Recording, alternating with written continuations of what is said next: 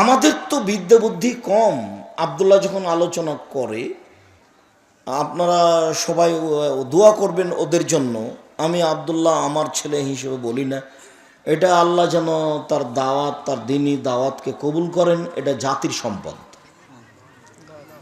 জাতি যেন সবাই তার কাছে কল্যাণটা পাওয়ার আশা রাখে, ভালোটা তার কাছে যেন পাওয়ার আশা রাখে।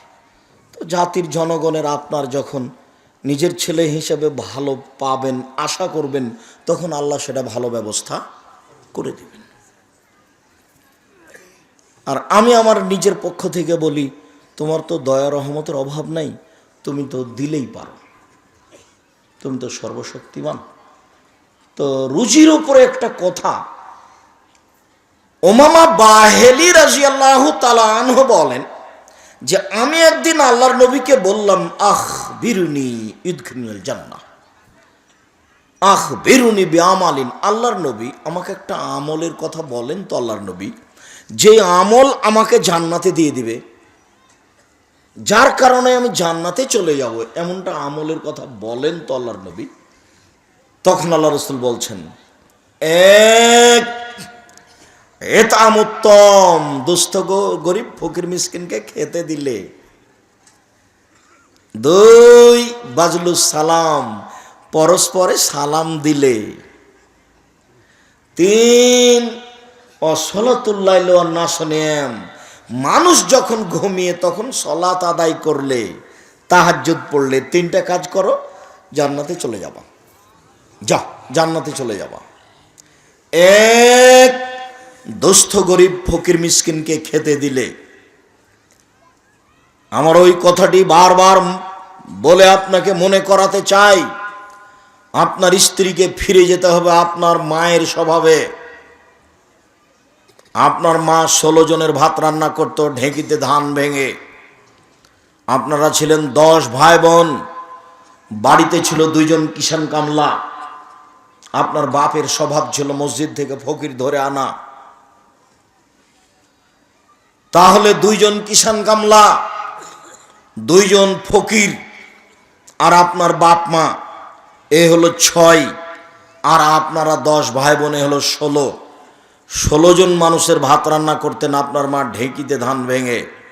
আর আপনার স্ত্রী এখন যেখানে রান্না করে সেখানে ফ্রিজ আছে, গ্যাসের চুলা আছে, সব কিছু রেডি। তারপরে আপনি 10টার সময় এসে বলছেন, খালেদা একটু উঠো, মেহমান আছে, আব্দুর রাজাক সাহেব এসেছেন, একটু খানা পানি রেডি করে দিতে হয়। তখন আপনার স্ত্রী নাকশিট কিনে দিয়ে বলছে, হ্যাঁ তুমি রাতে মেহমান নিয়ে এসেছ। আমি এই স্ত্রীকে তালাক দিতে বলিনি, তবে পরামর্শ দিচ্ছি, যদি না মানে তাহলে তালাক দিতে হবে, এই কথাই ঠিক। যতক্ষণ পর্যন্ত আপনার বউ আপনার অনুকূলে না থাকবে, ততক্ষণ পর্যন্ত আপনি মানুষজন ফকির মিসকিনকে খাওয়াতে পারবেন না। আপনার বাপের স্বভাব ছিল একটু, আপনার বাপের স্বভাব ছিল এশার সালাতের পরে মসজিদ থেকে যখন বের হতেন তখন দেখতেন মসজিদের মধ্যে কোনো মুসাফির আছে নাকি। জি, কে ওটা? আপনার বাড়ি কোথায়? আমার বাড়ি তো গোদাগাড়ি, আমি এদিকে একটু কাজে এসেছিলাম, তো রাত হয়ে গেছে, মসজিদে একটু উঠেছি, সকালে যাব। ও, আপনি খেয়েছেন? জি না, খাইনি, চলেন আমার সাথে। তো আপনার বাপ সাথে করে নিয়ে যে আপনার মা যা রান্না বান্না করেছে সেটা খাওয়াইছে। আপনার মা কোনোদিন ভারী মনে করেনি। এখন আপনি এসার সালাত আদায় করে কালকে যাচ্ছিলেন, তখন দেখছেন একটা মানুষ, কি খবর, আপনার বাড়ি কোথায়? আমার বাড়ি গোদাগাড়ি। কিছু খেয়েছেন রাতে? না, এখনো খায়নি। তো সাথে করে নিয়ে গেছেন। সাথে করে নিয়ে যেতে বউ এমন ধমক দিল। পরের দিন এখন দেখছেন, আজকে এসার সালাতের পরে দেখছেন একটা মুসাফির বসে আছে, তখন দেখে চুপচাপ কিছু না বলে আপনি ওই দরজা দিয়ে চলে গেলেন। ওকে কিছু বলতে পারবেন না, কেন? কালকে ধমক খেয়েছেন, আজকে আপনি মুসাফিরকে বলতে পারবেন? অসম্ভব। বউ যদি অনুকূলে না হয় ফকির মিসকিনকে খেতে দেওয়া সম্ভব নয়, এ কথাই ঠিক। ফকির মিসকিন দুস্থ গরিবকে খেতে দিতে হলে বউকে আপনার পক্ষে হতে হবে। যার কারণে আপনাকে আমি 150 চাউল রান্না করতে নিষেধ করেছি। আমি বলেছি হাফ কেজি চাউল রান্না করবেন, 1 কেজি করবেন, 3 কেজি করবেন। সারা দিন ছেলে মেয়ে আহাল পরিবার খাবে, ফকিরে খাবে, রাতে গরুতে খাবে। আপনি 150 চাউল রান্না করবেন কেন? এ কোন স্বভাব? এ কোন স্বভাব? এ নোংরামি স্বভাব কেন? মেহমান এসেছে তখন বয়ে বলছে কি করবে 150 চাউল রান্না করেছি, মেহমানকে দিল তো শেষ হয়ে যাবে, এক কাজ করো চানাচুর বিস্কুট দেবে বিদায় করে দাও। তো দুপুরে চানাচুর বিস্কুট দিয়ে মেহমান বিদায় করতে হবে? এখন আপনার মায়ের বয়স 80 বছর, যদি আপনার বউ সিট কিনে দেয়, আপনার মা যদি বিছানায় শুয়ে থাকে, দৌড়িয়ে এসে বলবে থাক বেটা বউ মাকে উঠাস না বেটা, আমি খানা পানি রেডি করে দিয়েছি, গরম করে দিয়েছি, তুই মেহমানকে দে। তা 80 বছরের মহিলা পারে, 20-25 বছরের মেয়ে পারে না? আমি তালাক দিতে বলিনি, তবে পরামর্শ দিচ্ছি যে ফকির মিসকিনকে খেতে দিতে হবে, যদি বউ ঠিক না হয় তো খেতে দিতে পারবেন না, এ কথাই চূড়ান্ত। আর কোনো দিন ভাববেন না যে ফকির মিসকিনের জন্য এত চাউল রান্না করলে কি হবে, তাহলে রিজিকের বক্তব্য আব্দুল্লাহর আবার শুনতে হবে, আর না হলে রিজিকের বইটা অন্তত 10 বার পড়তে হবে। আমার বাড়ির নাম আমার মা বলে দিয়েছে এটা মেহমানখানা, আমিও বলি ঠিক আছে মা এটা মেহমানখানা। আপনার যদি স্বাদ হয় যে একটা আব্দুর রাজ্জাক সাহেবের মেহমানখানাতে গিয়ে দেখি, তো এখন তো আবার মেহমানখানাটা উঠে গেছে, তার মানে এখন তো আর আমি বাসায় থাকি না, প্রতিষ্ঠানে থাকি। তখন মনে করছি যে প্রতিষ্ঠানে প্রতি মাসে কিছু টাকা দিয়ে দিই, তাহলে মেহমান যারা খাচ্ছে ওরই মধ্যে চলে যাবে। মেহমানকে খেতে দিতে শিখতে হবে। বাড়িতে যদি 2-3 দিন ফকির এসে খেতে না চাই, তাহলে আপনি বুঝবেন উপরে মনে হয় গন্ডগোল হয়ে গেছে, নড়চড় হয়ে গেছে উপরে। ফকির কেন আসে না, ফকির কেন খেতে চায় না, এইটা আপনাকে ধারণা করতে হবে। সম্মানিত দিনী ভাই বোন, রিজিকের ওপরে কথা বলতে গিয়ে জরুরি কথা এটা, দ্বিতীয় জরুরি কথা আমার দিনী বোনদের ব্যাপারে। এই মেয়ে, এই ছেলে, তোমরা দেখো, লক্ষ্য করো, এখনো গল্প বন্ধ হয় না কেন? যাও, মহিলাদের দেখার ব্যাপারে তোমরা দায়িত্ব পালন করো না? ওই মাথায় গিয়ে দেখো কয়েকটা মেয়ে দাঁড়িয়ে আছে, গল্প করছে আর একজনের সাথে। শয়তানি করার হিসাব পায় না, নোংরামি করার হিসাব পায় না, দেবরের মোটর সাইকেলে এসেছে আবার এখানে ঢং করে।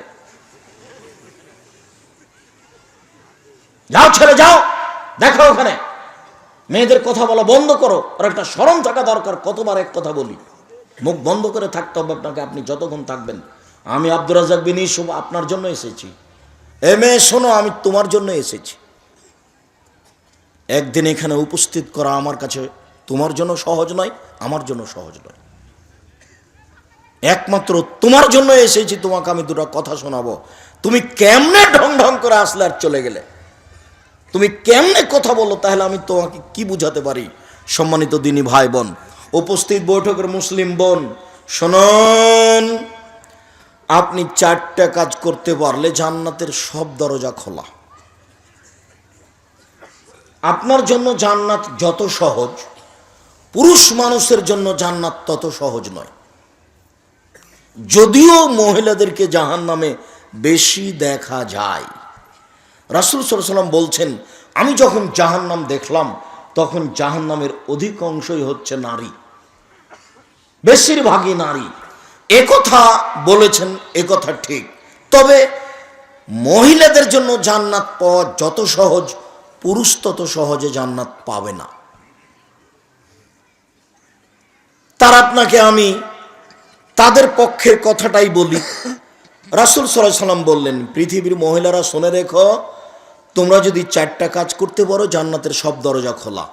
1, সল্লাত খামসাহা, 5 ওয়াক্ত সলাত আদায় করলো, নামাজ পড়লো। 2, সমাত শাহরাহা, রমজান মাসের সিয়াম পালন করলো, রোজা থাকলো। 3, আতাত বালাহা, স্বামীকে মেনে চললো। 4, আহসানাত ফারজাহা, জেনায় লিপ্ত হলো না। এখন জান্নাতের সব দরজা খোলা। 1, 5 ওয়াক্ত সলাত, নামাজ আপনি বাধ্য, আজ থেকে আপনি জরুরি মনে করে নেন, যা হয়েছে হয়েছে। পৃথিবীতে সলাতের চেয়ে ভিন্ন কোনো জরুরি ইবাদত আছে, গুরুত্বপূর্ণ কোনো কাজ আছে, আমি আব্দুর রাজ্জাক বিন ইউসুফ তা বুঝতে পারি না। এবাদতের জগতে সবচেয়ে দামি এবাদত সিয়াম, রোজা। তার একটা প্রমাণ, রোজাই এমন একটা ইবাদত, সিয়ামই এমন একটা ইবাদত যার নেকি আল্লাহ নিজে হাতে দিবেন।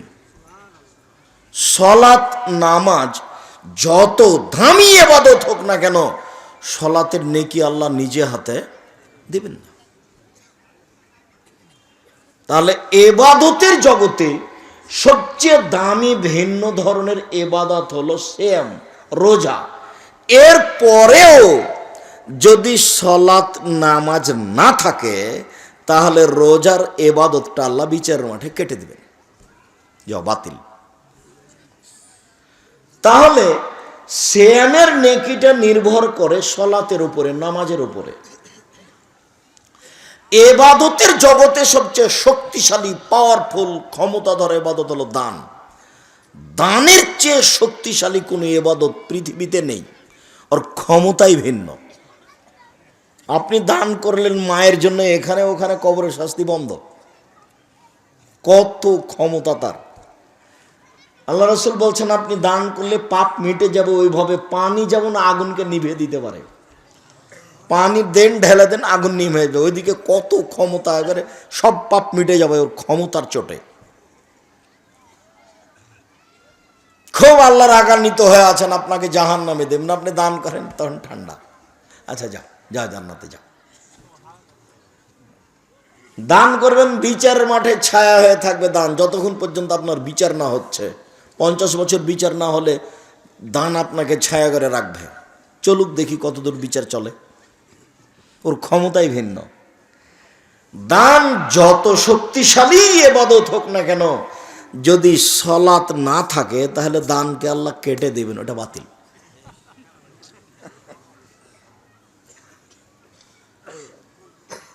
সম্মানিত দ্বীনি ভাই বোন, রাসূল সাল্লাল্লাহু আলাইহি ওয়াসাল্লাম যেভাবে বলছেন, তাতে এক ফোঁটা চোখের পানি আল্লাহর কাছে যত প্রিয়, পৃথিবীর কোনো ইবাদত আল্লাহর কাছে তত প্রিয় নয়। সবচেয়ে ভালো লাগে যখন এক ফোঁটা চোখের পানি ফেলে কেঁদে বলে যে আমার একটু জমিটার ব্যবস্থা করে দাও, মামলাতে আমাকে জয় করে দাও, আমার ছেলেটাকে একটু বিদ্যা দাও। যখন বলে আর চোখের পানি ঝরে, তখন আল্লাহ খুব খুশি। রাসূল সাল্লাল্লাহু আলাইহি ওয়াসাল্লাম বলছেন লা ইয়ালিজার রাজুলুন নারা বাকামিন খাসিয়াতিল্লাহ হাতা ইয়ালিজাল লাবানু ফি দারে। গাভীর বাঁট ওলান থেকে দুধ বের করে ভিতরে ঢোকানো যায় না যেমন, আল্লাহর ভয়ে কাঁদে যে সে জাহান্নামে যাবে না তেমন। রাসূল সাল্লাল্লাহু আলাইহি ওয়াসাল্লামের কথা আমি অনুবাদক, তিনি 1450 বছর পূর্বে এভাবে বলে গেছেন। আপনি ভুলে গেছেন তাফসির মাহফিলের কারণে। তাফসির মাহফিল আপনাকে শিখিয়েছে বুবু নামাজে যখন দাঁড়াবা বুবু, তখন 2 পায়ের গোড়ালিকে জমা রাখিও বুবু। যদি 2 পায়ের গোড়ালি ফাঁকা রাখো বুবু, তাহলে লজ্জাস্থানের যোগাযোগ বুবু মাটির সাথে হবে, মাটি অভিশাপ করবে। বুবুর সব কথাই নাকি বুখারীতে আছে। বুবু যখন সিজদায় যাবা বুবু, হাতি যেমন মাটিতে পড়ে, তেমনি একবারে মাটিতে পড়ে গিয়ে বুককে উরুর সাথে লাগিয়ে আঁটো সাঁটো হয়ে সিজদা করিও বুবু। যদি বুককে উরু থেকে পৃথক রাখো বুবু, স্তন ঝুলন্ত থাকবে বুবু, পর্দার ব্যাঘাত ঘটবে বুবু। বুবুর সব কথাই নাকি বুখারীতে আছে। আরে বুবু ব্লাউজ পরে আছে, বুবু শাড়ি গায়ে দিয়ে আছে, পরে আছে, তার উপরে চাদর গায়ে আছে, তারপরে বুবু ঘরের ভিতরে আছে। কি করে পর্দার ব্যাঘাত ঘটলো বুঝলাম না। বুবুর সব কথা নাকি বুখারীতে আছে। এই ছেলের একটু টিস্যু নিয়ে আসো তো।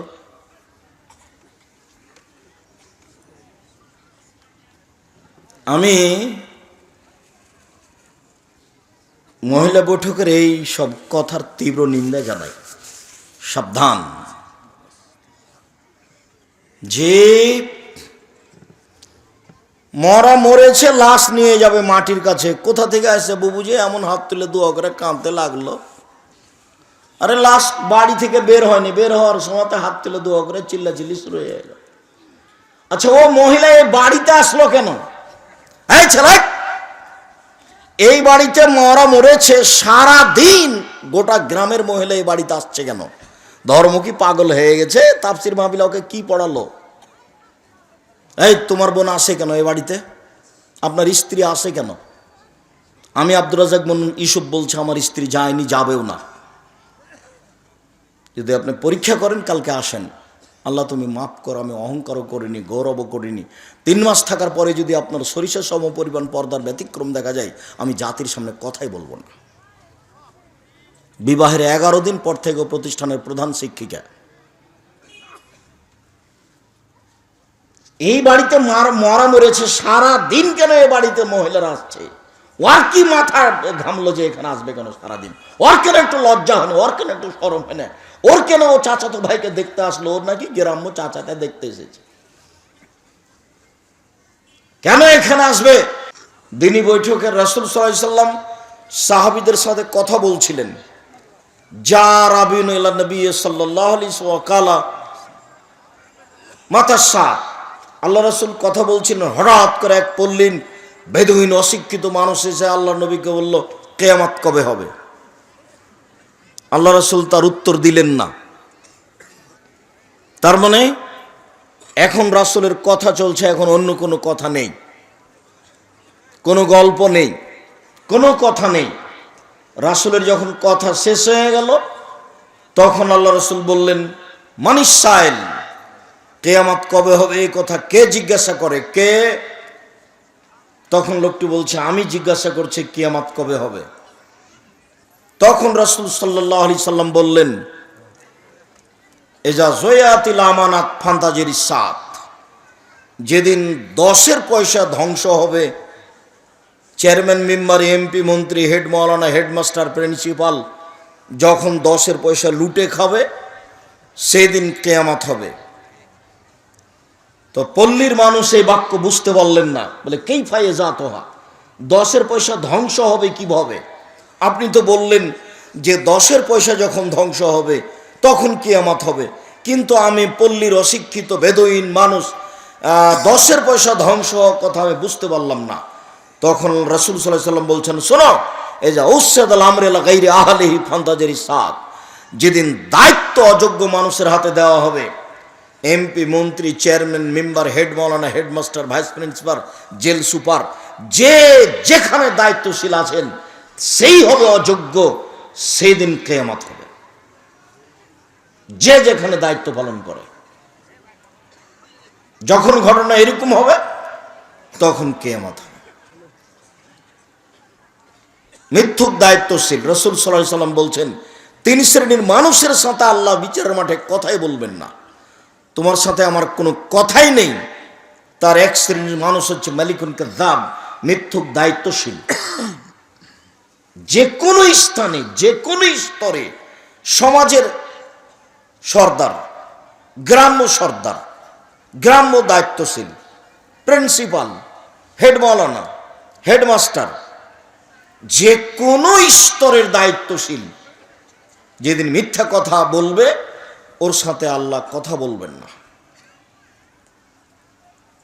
সে এখন জানিন বেশি বয়সে জেনা করবে, যে তার সাথে আল্লাহ বিচারের মাঠে কথা বলবেন না। ওয়াইল মুস্তাকবির, গরিব গৌরবী, যে তার সাথে আল্লাহ বিচারের মাঠে কথা বলবেন না। রাসূল সাল্লাল্লাহু আলাইহি সাল্লাম কথা বলার সময় খুব প্রস্তুতি নিতেন।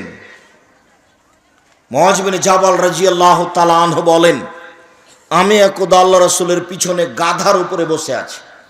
মোটরসাইকেলের পরিচালক হচ্ছেন মুহাম্মদ সাল্লাল্লাহু আলাইহি সাল্লাম, তিনি নিজে গাড়ি চালাচ্ছেন গাধা, আর পিছনে যিনি, মোটরসাইকেলের পিছনে যিনি বসে আছেন, গাধার পিছনে যিনি বসে আছেন, তিনি হচ্ছেন মুআয ইবনে জাবাল রাদিয়াল্লাহু তাআলা আনহু। আল্লাহ রাসূল বললেন, মুআয। তখন মুআয ইবনে জাবাল বলছেন, লাব্বাইক ওয়া সাদাইক, জি আমি উপস্থিত, বলেন। আল্লাহ রাসূল বলছেন, মুআয লাব্বাইক ওয়া সাদাইক, জি আল্লাহ রাসূল আমি উপস্থিত, বলেন।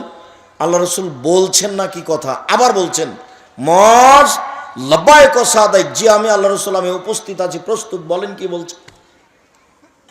তিনবার আল্লাহ রাসূল রেডি করছেন তাকে, আল্লাহর নবী একটা বাক্য বলবেন সেই জন্য, একটা কথা বলবেন সেই জন্য। আর আপনি বাদাম খাবেন আর আমি আব্দুর রাজ্জাক বিন ইউসুফ কথা বলবো, আপনার স্বভাবই খারাপ। আপনি নির্বাচন করে করে একবার আপনার স্বভাব একবারে পায়খানার মতো হয়ে গেছে।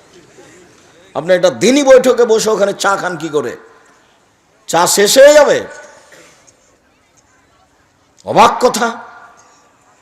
স্বভাব কেন এমন হবে?